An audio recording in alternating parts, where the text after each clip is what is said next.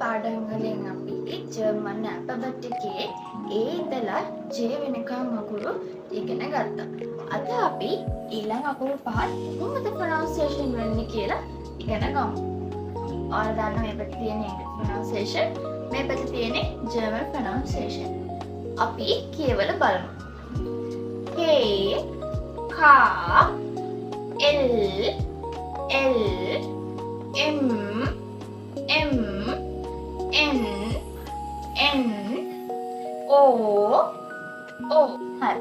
ඔයාලා මේවා නැවත ප්‍රැක්ටිස් කරන්න. අර අපි කලින් වීඩියෝ වල කර අකුරු ටික තියෙන්නේ.